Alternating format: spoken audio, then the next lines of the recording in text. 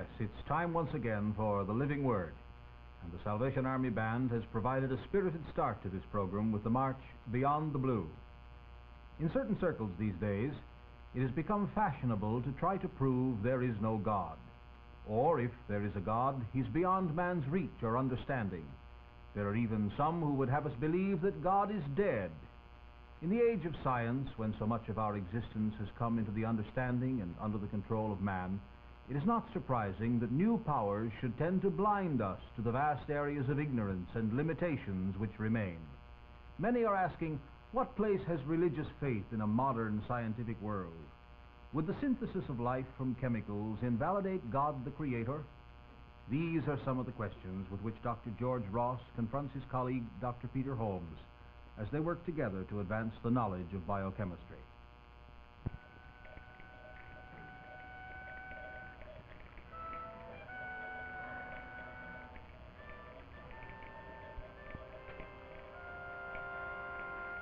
The night's still young.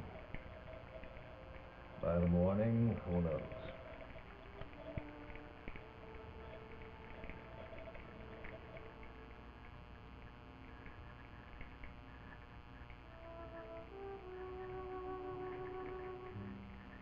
No. No. No.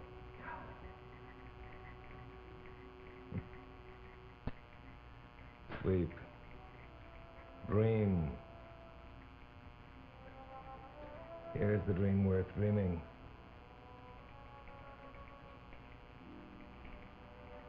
How long have I dreamed it? Since I was a young man like you. Your young men shall see visions, and your old men shall dream dreams. Didn't know I could quote scripture, did you, Holmes? Yes, I had the faith and the vision. Not your kind of faith, blind, unreasoning. You hear that, Doctor? No, by God, not your kind.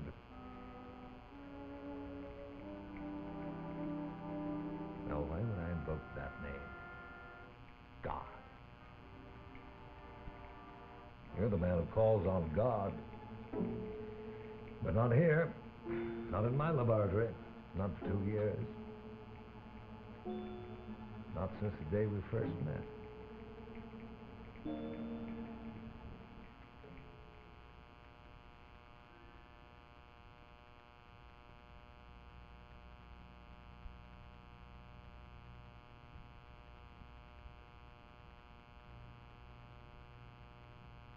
Well, your qualifications are first rate.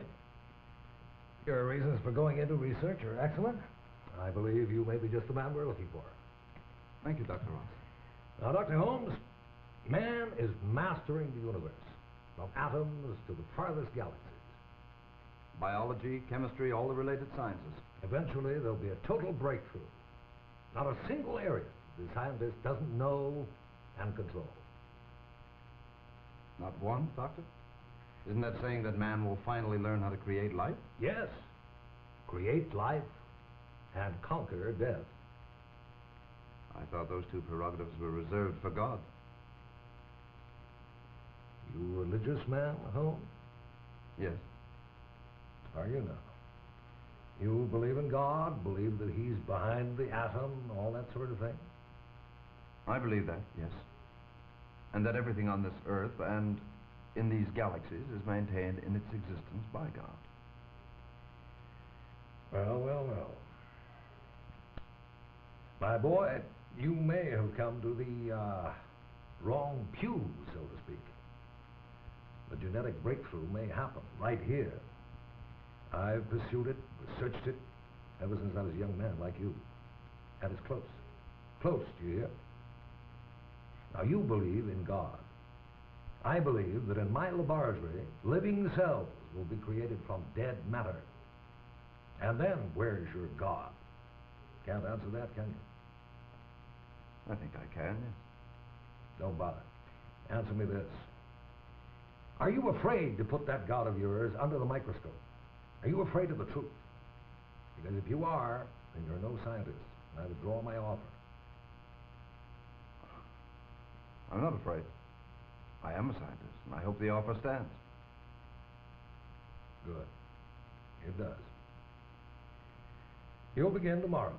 Well, thank you again, Doctor. Only, no more discussions about God's in his heaven, all's right with the world, huh? Well, it gets my dander up. Agreed? Agreed. Why doesn't it bother you? Well, maybe because I'm not afraid. And maybe you are.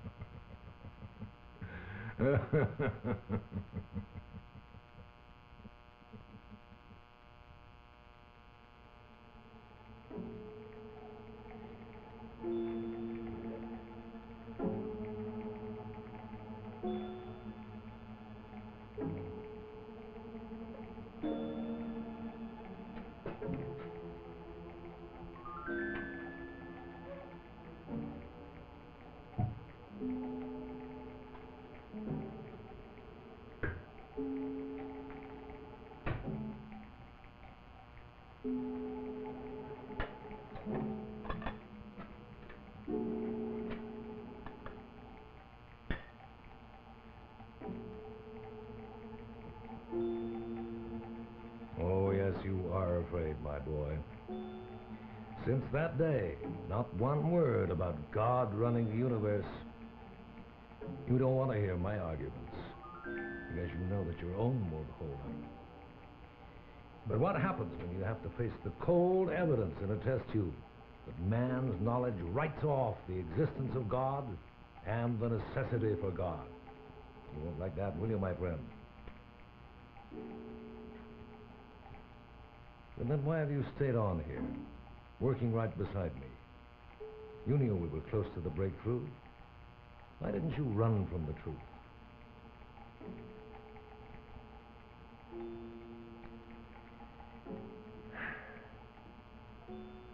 Nearly 2 o'clock. This is the last one.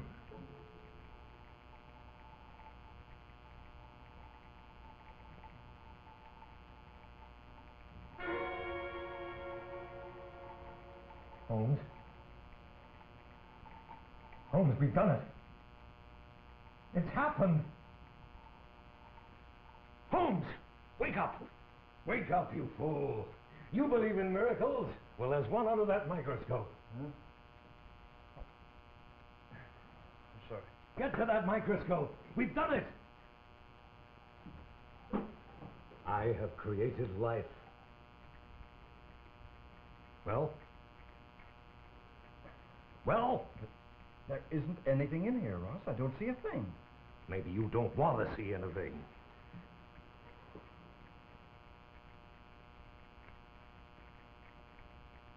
But it was there, I tell you. The first flicker of life. All right, it died. But it was born. You don't want to believe me. You don't want it to be true. You'll say I'm tired. I imagined it. You are tired, Ross. The way you're acting proves it. You only work with me to prove me wrong. Now you're afraid I proved you wrong. What are you talking about? God. Oh. All right, let's say I imagined it. It's possible, I admit it. But tomorrow or the next day, it'll be real. It'll be true. And then what'll happen to your God, Dr. Holmes? Man will be God. Dr. Mann has wanted to be God since he first drew breath. It started in Eden, but he's never succeeded. Now he has. And there's no place for your God anymore. I thought the ground rules around here stated that we weren't going to discuss my God. Why did you obey the rules so well? Well, because I knew you wanted to pull him down to our level, put boundaries around him, try to trap him under a lens. And I've done it. And because I knew I couldn't convince you that man's intellect, accomplishing what we're doing right here, is itself a gift of God. Same pious old arguments. You still won't put God under a lens and find out that he isn't there. But he is there. Whatever wonders the microscope reveals are his wonders. If you could have seen life on that slide just now, you couldn't mouth those words anymore. Your God is finished.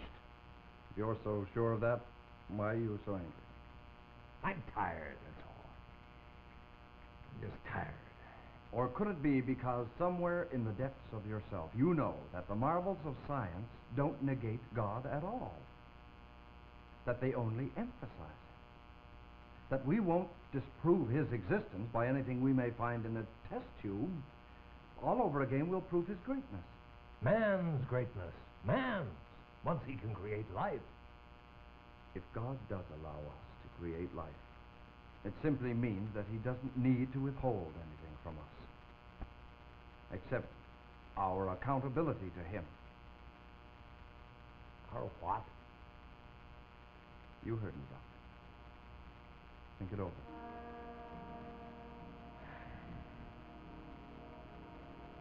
It's late, Ross. Why don't we call it a day?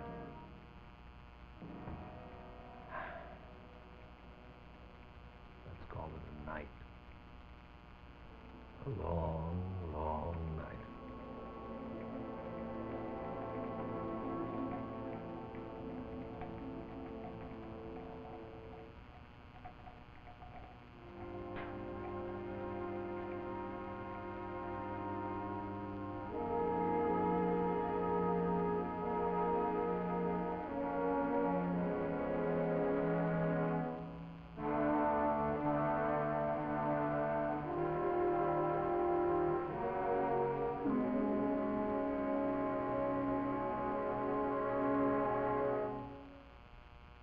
Join us again, won't you, when we will seek to learn more of the living Word and of him who is, in very truth, the living Word.